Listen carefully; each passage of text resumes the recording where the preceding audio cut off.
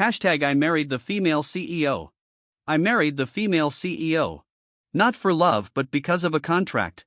She needed someone to act as her husband to appease her family. Now, her true love has returned. Naturally, I quickly made my exit like a rocket. Yet, with red eyes, she asked me why I didn't linger. I was surprised and asked in return, would you fall in love with your boss? Hashtag chapter 1. I'm Jack, 28 years old, with no house and no car. I used to be a legal officer at Moo Group. Now, I'm the husband of Moo Group's CEO Callista Moo. But to be precise, I'm her husband on paper. We only had a contractual marriage. The wedding day was gloomy. One of the light bulbs in the corridor on the second floor of the Civil Affairs Bureau was broken, buzzing and flickering. Callista wore a gray trench coat, her makeup meticulously done. She stood beside the divorce registration window waiting for me. Did you bring all the documents? She asked coldly as soon as she saw me. I brought them. Household registration book, ID card, and photo, check them all. I've checked them. She nodded and said nothing more. I looked at her profile and remembered the first time I saw her 3 years ago when I had just joined Moo Group. It was at the annual meeting. She was the only daughter of the chairman. Having returned from studying abroad, she was parachuted in as the vice president of the company. The whole room was buzzing, saying she was here to practice taking over. I sat at a corner table, looking at her through a sea of heads. I saw her standing at the main table accepting toasts from people. Her smile was graceful, her demeanor composed, like a star everyone admired. 3 years later, this star stood beside me waiting to receive a marriage certificate. I heard that the chairman had suddenly had a heart attack and was hospitalized. His only wish was to see his daughter get married. As for why I was chosen, maybe because my business skills were decent and I knew my place. Maybe because I'm an orphan with no relatives to cause trouble. I'm easy to handle, my family background is simple. Plus, I look okay, so I might meet her aesthetic standards. I thought about it and figured those were the reasons. That day, when she had the HR director talk to me, I was sitting at my desk reviewing a sales contract. The HR director, Mr. Tang, was a middle-aged man with thinning hair. Usually, he would look down on us low-level employees. But that day, he personally walked over, bending his waist and wearing a smile on his face. Jack, there's something I'd like to talk to you about. Is it convenient? I followed him into a small meeting room. He closed the door, rubbed his hands, and circled around but said nothing. His gaze was intensely focused on me. I had heard rumors about him harassing female employees in the office. Could it be that now even the men were at risk? I couldn't help but clench my buttocks, ready to make a run for it. Work in my backside, I knew which was more important. Director Tang, if there's nothing else. After several circles, he finally spoke. Moo's CEO wants to discuss a private matter with you. Would you be willing to meet her? I froze for a moment, then breathed a sigh of relief. I was just about to use the cut off all future generations kick. Luckily, I didn't go through with it. Alright, I agreed. Hashtag chapter 2. Later, someone asked me what I was thinking at that time, whether I had secretly been in love with Callista all along. So when I heard she wanted to meet me, I rushed over like a puppy. Of course, I didn't tell them that my first thought was that Director Tang might be eyeing my backside. I couldn't possibly admit how embarrassing that would sound. So I said instead, Director Tang personally came to find me, which means this matter is serious. And I'm just an ordinary employee, the worst that could happen is getting fired. But what if it's a good opportunity? The person gave me a thumbs up. Bro, you really know how to think. At 3 p.m. that afternoon, I walked into Callista's office. She was sitting behind a huge black walnut desk, a cup of coffee by her side. Without looking up, she simply said, "Sit." I sat down. She finished reading a document, signed it, closed it, and then looked up at me. It was the first time I had locked eyes with her so closely. Her eyes were beautiful, but cold, like deep water covered by a thin layer of ice. Jack, legal officer, employed for 3 years, performance rating A for 2 consecutive years, no complaints, no disciplinary violations. She read my resume, her tone flat. Father passed away early, mother died when he was 12, and he was raised by his aunt. He relied on student loans and scholarships for university, and after graduation, he joined the Moo family business. To this day, he has no house, no car, no marriage history, no debts, no girlfriend, and has been single since birth. On usual days, he depends on those kinds of movies to Stop, as long as you understand, no need to say it out loud. Why does she know all this? Give me some dignity here. She paused, then looked at me. You should have guessed that I need something from you. I guessed. I need a husband, she said. A nominal husband for 3 years. You'll attend some events with me, pretend to be a loving couple in public, and we won't interfere with each other in private. I'll pay you $100,000 a month. After 1 year we'll divorce, and I'll give you $2 million plus a 2-bedroom apartment in the city center. After saying that, she took a sip of her coffee and waited for my response. I said, I need to see the contract. She took out a document from her drawer and pushed it across the table. I took it and carefully flipped through the pages. The terms were very clear, rights and obligations were spelled out. Confidentiality agreement, penalty clauses, and even KPIs. Okay. I closed the document. But there are a few details I'd like to adjust. Go ahead. First, Article 8, the frequency of attending family gatherings at least twice a month. I agree, but I need to be notified at least 1 day in advance. And for special cases, at least 3 hours in advance. She nodded. Agreed. Second, Article 3, public relations, both parties need to confirm any statements. No one can release information unilaterally. No problem. Third, the confidentiality clause is fine. But I want to add, if either party terminates the agreement early, they must notify the other party 30 days in advance unless there's a major breach of contract. She looked at me, her gaze slightly scrutinizing. You've thought this through. This is work, I said. CEO, I'm your employee, so I need to be thorough. She seemed taken aback for a moment. Then the corners of her mouth twitched slightly as if she was about to smile, or maybe it was something else. Finally, she said, deal. Tomorrow, 10 a.m., Civil Affairs Bureau. Chapter 3. The next day, we registered our marriage. The staff at the marriage registration window asked a few routine questions and congratulated us. When we walked out, the sky was still gloomy. She walked ahead, and I followed behind. Suddenly, she stopped and turned to look at me. I've had someone tidy up the house. You can move in any time. All the essentials are ready, just bring your own stuff. Okay. For the public, we'll say we fell in love naturally and had a low-key wedding, nothing flashy. Understood. She paused and then added, one more thing, when we meet privately, you don't need to call me CEO Moo. What should I call you then? She thought for a moment and said, just call me by my name. All right, CEO Moo. She furrowed her brow slightly but didn't say anything, then turned and walked away. I stood at the Civil Affairs Bureau's entrance watching her get into a black car and drive off. I looked down at the marriage certificate in my hand, stuffed it into my pocket, and took out my phone to hail a cab. The driver was a man in his 40s. Seeing me standing outside the Civil Affairs Bureau, he smiled and asked, Bro, you just got married, congratulations. I thanked him. Are you going to have a nice dinner with your wife tonight? She's busy. No matter how busy, you've got to eat. First night of your marriage, you can't be alone, right? Big brother, I'm almost there, just stop at the intersection ahead. I lived in an old residential building in the downtown area, on the 6th floor with no elevator. It was a 2-bedroom apartment that I shared with a roommate. I lived in the smaller bedroom, and the rent was $800 per month. That night, I made myself a bowl of instant noodles with a fried egg on top just to celebrate. After finishing my meal, I lay on the bed scrolling through my phone. I came across a post on Moo Group's official WeChat account. Congratulations to Ms. Callista on her marriage. Wishing you a lifetime of happiness together. The picture was a side profile of Callista Moo taken in backlight, her silhouette looking stunning. The comments section was full of congratulations. Some said Moo's CEO's confidentiality work was impeccable, others complimented the match of talent and beauty. Someone asked who the groom was, whether he was from the company, as no one had ever heard of him. No one replied. I placed my phone on the pillow beside me, closed my eyes, and fell asleep. Before drifting off, I thought for a moment. $2 million plus an apartment, and the salary I'll earn over the next 3 years. Even if I don't work in the future, I'll be able to live comfortably.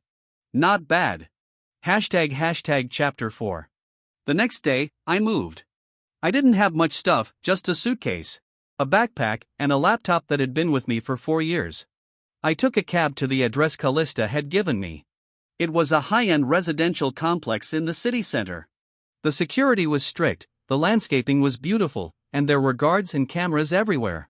The apartment was on the 18th floor, over 200 square meters, with minimalist decor. The black, white, and gray tones fit perfectly with the impression Callista gave off. She wasn't home, but she had left a note at the entrance. "The master bedroom is mine. You'll stay in the guest bedroom. The maid will come twice a week. You can leave a message if you need anything."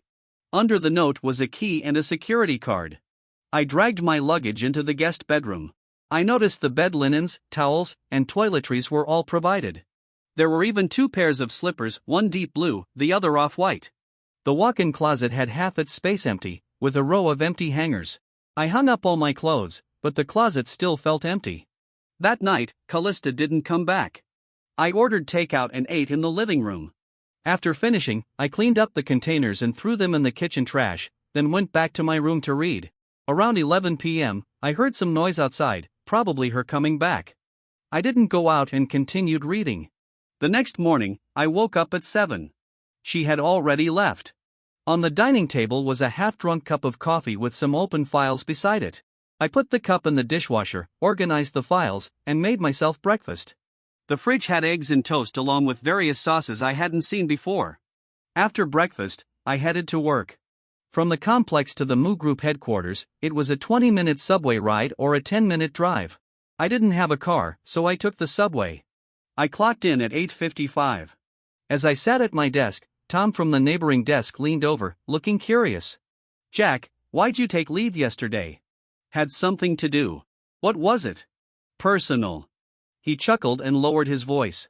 "You know what, Moo's CEO just got married." "Damn, the Callista from our group, the goddess, suddenly got married, and no one saw it coming." I nodded. "Yeah, I saw it. The WeChat official account posted about it. Do you know who the groom is? How impressive must he be to marry Callista?" "I don't know." He was about to say something else when our supervisor walked in, and everyone got back to work. I opened my computer and continued reviewing contracts, and the morning passed like that. ## Chapter 5. At lunch, the cafeteria was buzzing with discussions about it. Callista Moo was the face of Moo Group, 29 years old, single, beautiful, and wealthy. She was the dream girl of countless people. Suddenly getting married with the groom's identity unknown, this topic was enough to keep everyone talking for a month. Some guessed he was from a distinguished family. Others thought he might be a wealthy overseas Chinese businessman. Some even speculated it was a marriage arranged by the chairman. No one suspected it was me. After all, I was just an ordinary employee. I sat in the corner, eating my lunch quietly. Who would think the groom was me? At 3 p.m., I received a WeChat message. The profile picture was a side profile of Callista Moo, with the name Moo CEO in my contacts. "Are you free tonight? My dad wants to meet you." I thought for a moment and replied, "Yes." 7 p.m., People's Hospital Inpatient Department. "I'll have the driver pick you up." "No need, I'll go by myself." There was no reply after that. At 6 p.m., I finished work and took the subway to People's Hospital. I bought a basket of fruit at the entrance. The fruit basket cost $180. I felt a bit pain in my wallet but still paid. The VIP floor of the inpatient department was very quiet. A young nurse at the front desk saw me and asked who I was looking for. I said I was looking for Casey. She hesitated for a moment, then asked, "Who are you?" "I'm his son-in-law." She looked surprised but still maintained a professional smile and led me to the door of the patient's room. She knocked. The door opened to reveal a middle-aged woman dressed neatly with a gentle demeanor. She must have been Callista's mother, whom I had seen once at a company annual meeting. "You must be Jack." She looked me up and down, smiling warmly. "Come in, Callista is inside." The hospital room was spacious, like a hotel suite. Callista's father was leaning against the headboard of the bed, looking healthier than I had imagined. Callista stood by the bed, and when she saw me, she stood up and naturally took my arm. "Dad, this is Jack." I stepped forward, called him Dad, and placed the fruit basket on the bedside table. The old man looked at me, then at the basket, and smiled. He didn't say much. "Sit down." I sat down. He asked me what I did for work, and I told him I worked in the legal department. He asked how long I had been at the company, and I said 3 years. He asked who else was in my family, and I said my parents had passed away, and my aunt lived in my hometown. He nodded and didn't ask anything else, just saying, "Callista has been spoiled since she was young. You'll have to be more tolerant with her. I said, don't worry, I will. He looked at me with a complex expression and finally sighed. All right, as long as you're both happy. We talked for a few more minutes. When we left the hospital room, Callista let go of my arm and only spoke when we reached the elevator. You did well. I replied, it's part of my job. She glanced at me, said nothing, and then turned away. That night, for the first time, she had the driver take me back while she stayed at the hospital with her father. I returned to the empty big house alone, took a shower, read for a while, then went to sleep. That was the first day of our married life and a reflection of the many days to come. We played our parts and lived our separate lives. Occasionally, we would run into each other in the dining room, exchange a good morning or I'm back, then go our separate ways. She didn't know what I liked to eat, and I didn't know her daily routine. The food in the fridge was always for me, and I never touched her sauces. We were like two roommates, but even less than that. Roommates would at least watch a movie together or chat a bit, but we didn't even talk much. After all, we were in a contractual marriage. There was no romance like in those novels where the cold CEO falls for me. That's way too fantastical. Chapter 6. This marriage was just a job to me. I had no expectations, no dependencies, and no other feelings for her. Well, I did feel some happiness. After all, she was giving me so much money. We attended some events together. The company annual meeting, board gatherings, Callista's father's birthday celebration, and some social gatherings with friends. She taught me how to link arms with her, how to smile, and how to behave appropriately. You're learning well. It was clear she was satisfied with my ability. I just followed her instructions, smiling politely. It's all thanks to CEO Moo's teaching. She paused for a moment, gave a light laugh, and didn't reply. Sometimes after social events, we would ride back home in the car. She would lean back and close her eyes to rest, while I stared out the window in a daze. The car was very quiet. Occasionally, she would say, "You've worked hard today," and I'd reply, "Not hard at all, it's my duty." And then silence would return. Time passed like that. It had already been over 2 years since the agreement was signed. After 2 years, even though we didn't try to get closer, our relationship wasn't so cold anymore. Sometimes we would sit together, drink some wine, chat, go shopping, or eat delicious food. But most of the time, I was quietly listening. I listened to this woman who was composed during the day complain about things happening at the company when she was drunk. When she fell asleep, I would gently drag her back to her room and cover her with a blanket. Once, after she had been drinking, the driver dropped her off, and I helped her into the house. She sat on the couch, suddenly grabbed my sleeve, and looked at me through blurry drunken eyes, then called out a name. "Don't go." I stood silently by her side. "CEO Moo, you're drunk." She seemed to snap out of it a little and let go of my sleeve. "Do you know who you remind me of?" I looked at her, waiting for her to finish. "You remind me of him," she said. "The way you speak, the way you walk, it's all like him, which is why I chose you." I didn't ask who he was. Just nodded, gently placing her hand down and going to the kitchen to pour her a glass of honey water. "Drink this, it'll help with the hangover." She took it, drank a sip. Then she suddenly smiled, but there was bitterness in her smile. "Aren't you going to ask me who he is?" "No need." "Why not?" I placed the honey water on the coffee table, stood up, and looked at her. "CEO Moo, you hired me to be your husband, not your therapist. You have your past, I have my role. Let's just fulfill the terms of the agreement, no need to tell me about anything else." Sometimes, knowing too much isn't a good thing. She froze for a moment, her eyes becoming a bit complicated. In the end, she lowered her head and didn't say anything more. That night, I helped her back to the bedroom, covered her with a blanket, turned off the lights, and closed the door. Back in my own room, lying in bed, I thought about who that he might be. There were rumors online that Callista had a childhood sweetheart. Later, he went abroad, and they broke up. Whether it was true or not didn't matter. After all, I was just a regular employee. I was paid to work, and I clocked out when the day ended. Chapter 7. Time passed slowly and steadily, day after day. Sometimes, she would return from a business trip and bring me some local specialties. Other times, she would lavish me with praise without hesitation. Sometimes, she would thoughtfully pick out clothes for me or give me a birthday gift. She would also shield me from alcohol at social events and defend me if needed. In front of others, we appeared to be a loving couple. But I knew it was all just a facade. Because in her phone's photo album, There was a picture of a man's side profile backlit, his face unclear. Sometimes, she would stare at that photo, her gaze completely different from usual. At 2 years and 10 months into the agreement, things began to change. That day, I came home from work and found her sitting on the living room sofa. She was holding her phone, and there was an expression on her face that I had never seen before. It was a mix of anticipation and unease. I didn't ask, just changed my shoes and was about to head to my room. She suddenly spoke, "Jack. He's back." I stopped, turned around to look at her. She was staring at me, her eyes holding something I couldn't quite understand, as if she was waiting for my reaction. I thought for a moment, then asked, "Do you need me to do something?" She paused, then shook her head. "No." "All right." I went to my room and closed the door. That night, I lay in bed, my mind racing. It was always going to happen, I knew this day would come. I just didn't expect it to be so soon. Damn it, I haven't earned enough money yet. But considering the current situation, I still had a chance to get compensation. Suddenly, my mood lifted significantly. But to ensure my compensation, I needed to do something. That CEO, the one she couldn't have, was the key. I thought carefully. ## Chapter 8. The following month, she began to go out more frequently, sometimes not coming back for the entire night. At first, she would send a message saying she was busy, but eventually, even the messages stopped. I lived alone in that apartment, eating by myself, watching TV by myself, sleeping by myself. Nothing had changed. It was comfortable.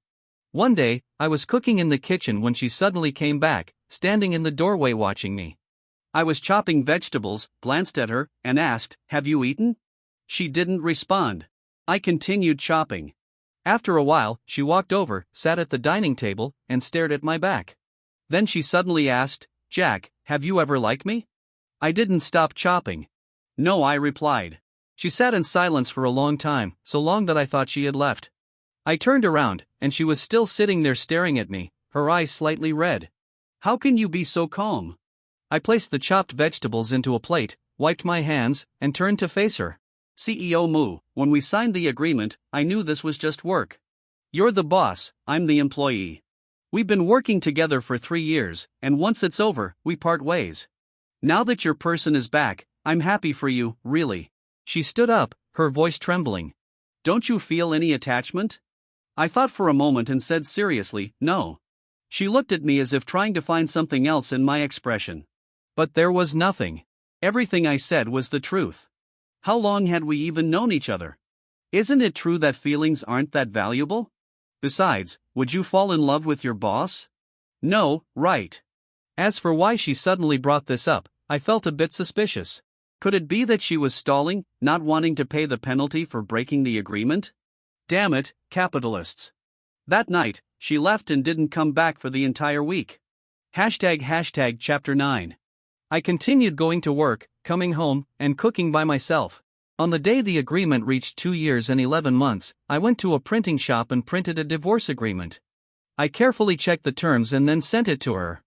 The agreement is ready. When you have time, take a look. If everything looks good, we can schedule a time to go to the Civil Affairs Bureau. 10 minutes later, she replied with a single word, "Okay." 2 days later, she sent another message. "Tomorrow at 10 a.m., same place." I replied, "Okay." It seemed like her dream man was finally making his move. All my efforts hadn't been in vain. This CEO had tried to play the emotional card before. If she didn't want to pay, she could have just said so. The next day, I took the day off and took the subway to the Civil Affairs Bureau. It was still the same building, still the second floor. Still that broken light bulb buzzing and flickering. She was already there, standing by the window at the end of the hallway, her back to me. I walked over, stood beside her, and looked out the window. "You came?" she asked. I came. Silence. She suddenly spoke. "I've read the agreement. Everything's fine." "Good. The house and money, I'll have someone transfer them to you." "Thank you." She turned to look at me, her eyes a bit red, but she hadn't cried. "Jack, I want to ask you one last question." "Go ahead." If he hadn't come back, would you have stayed?" I thought for a moment, then answered seriously, "No." "Why not?" "Because the contract is for 3 years." She froze, staring at me. Finally, tears started to fall. I stood there watching her cry, without reaching out to wipe her tears or saying anything. After a while, she wiped her tears, sniffed, smiled weakly, and said, "Let's go. Let's go inside and finish the paperwork." The staff at the divorce window glanced at us, then went through the usual routine. Has the relationship broken down? Have the assets been clearly divided? Do you have children? We answered each question one by one. We signed, pressed our fingerprints, handed over the marriage certificate, and received the divorce certificate. When we walked out, the sky had darkened again, just like that day. She stood at the door and suddenly asked me, "Jack, will you hate me?" I shook my head. "No, will you miss me?" I thought for a moment, then shook my head. "I probably won't." She smiled bitterly, lowered her head, and after a while, looked up at me. "Do you know, Jack, sometimes I really don't understand you?" "There's nothing to understand," I said. "I just did what an employee is supposed to do." She looked at me as if she wanted to say something, but in the end, she just sighed. "Take care. Take care." She turned and walked away, getting into a black car that drove off into the distance. I stood at the Civil Affairs Bureau entrance watching the car disappear around the corner. I looked down at the divorce certificate in my hand, stuffed it into my pocket, and took out my phone to call a cab. It was the same driver, a middle-aged man. When he saw me standing outside the Civil Affairs Bureau, he was taken aback. "Bro, you got another certificate. Divorce." He awkwardly smiled, then didn't say anything further. I leaned back in my seat, looking out the window at the fleeting cityscape. Suddenly, I remembered that night in the kitchen when she asked me if I had ever liked her. I said no, and that was the truth. But after this, will I? No. Because from the beginning, I knew this was just a job. We were just passing through each other's lives. ## Chapter 10. I moved out of that apartment. My things were still the same: one suitcase, a backpack, and a computer. Nothing had changed. The 2-bedroom apartment in the city center was now registered under my name, and I rented it out. The rent was quite good. With the $2 million plus the savings from these 3 years, I had enough to live comfortably without needing to work. I rented a small apartment in the suburbs, just over 40 square meters, 1 bedroom and 1 living room, very close to the subway station, with cheap rent. On the day I moved in, I bought a few pots of pothoes and placed them on the windowsill. I cooked myself a bowl of noodles and added a fried egg, a small celebration for the new place. After eating, I lay on the bed and scrolled through my phone, coming across a message. Moo Group CEO Callista marries her ex-boyfriend in a low-key ceremony, rumored to be a sign of good things to come. The picture was of her and that man together by the seaside, smiling happily. I glanced at it for a moment, swiped past it, and continued scrolling. A month later, I found a new job. It was as a legal supervisor at a medium-sized company, with a salary slightly less than what I earned at Moo Group, but the workload was much lighter. My colleagues didn't know about my past, only that I was single, 31 years old, quiet, and fairly capable. Sometimes after work, I would go to the market near the neighborhood entrance to buy vegetables. I'd haggle with the vendors, laughing and shouting over 50-cent and $1 deals. On weekends, I'd sit on the balcony reading. The sunlight would warm me as I sat there. The pothoes were growing well, sprouting new leaves. Time passed slowly and steadily, day after day. One night, I was lying in bed scrolling through my phone when I suddenly received a WeChat message. The profile picture was Callista's side profile, with her contact name still as Moo CEO. I froze for a moment and opened it. "Jack, are you there?" I stared at the message for a while without replying. A little while later, she sent another one. "I want to see you." I put my phone down, turned off the lights, and went to sleep. The next morning, I woke up to see she had sent another message at 3 a.m. "I'm downstairs." I sat up, went to the window, and pulled the curtains open to look down. A black car was parked downstairs, with someone standing next to it wrapped in a coat, looking up at the building. We made eye contact for a second. She raised her hand and waved. I stood by the window unmoving. After a while, my phone buzzed again. It was her message. "Jack, can I come up?" I stared at the message, thought for a moment, and replied, "What's the matter? I want to talk to you." "What about?" There was a long silence before she sent a lengthy message only to retract it immediately. She left one sentence. "I want to see you just once, is that okay?" I stared at the message for a long time, then replied, "We've already met, CEO Moo. Please go back. We got along well before, but now, I don't want to ruin that pleasant memory." Do you really have no feelings for me at all? I looked at my phone. Do you think so? If I said I liked you, would that get rid of him? She didn't reply for a long time. See, when faced with a tough question, you go silent again. After sending the message, I didn't check for any more replies. I put my phone on silent, stuffed it in my pocket, put on my jacket, and went downstairs to buy breakfast. The car downstairs had already left. The breakfast vendor smiled and waved at me. Jack, what would you like today? I said, 2 fried dough sticks and a cup of soy milk. Got it. I took the breakfast, paid, and stood by the road taking a bite of the youtiao. It was crispy, and the soy milk was sweet. The sun was shining brightly. My phone vibrated in my pocket, but I didn't look. That night, when I got home and opened my phone, I saw her last message. Jack, you are truly the most clear-headed person I've ever met. But sometimes, being this clear-headed makes you seem cold-blooded. I stared at the message for a while without replying. After that, she never sent me another message. I could still occasionally see her posts on social media. Sometimes it was a work photo, sometimes a personal photo, and sometimes a picture with that man. She seemed to be doing well, smiling more than before. I guess that's a good thing. ## Chapter 11. Sometime later, I came across a message. It said she had divorced that man less than a year after their marriage.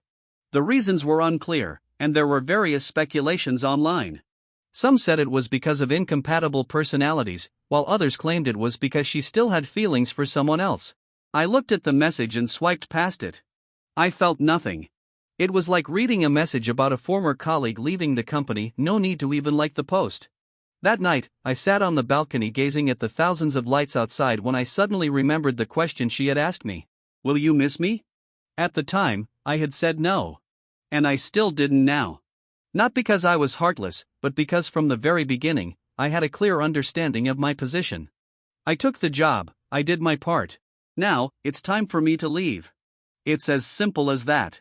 Some people might feel regret, might think it's a pity. After all, such a rich and beautiful CEO had feelings for me. If I had played my cards right, my future would have been set. But I didn't feel that way. It's not that I don't understand feelings, but I understand the rules of the game too well. How much of her affection for me was real and how much was fake? How long would it even last? We were both adults. When we signed a contract, we had to stick to it. She paid the money, I did the work, and we called it even. If you get blinded by fleeting glory, you'll end up with nothing but regret. Unless there's a special circumstance, I don't want my fate in someone else's hands.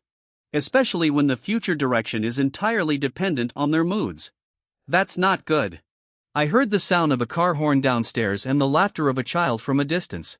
The pot hose on the balcony gently swayed in the wind. I placed my phone on my knee, thinking about the contract I needed to submit tomorrow, wondering what was left in the fridge for dinner, and whether I should go watch a movie this weekend. All normal things. All simple things. After sitting for a while, I stood up, stretched, and went back inside to sleep.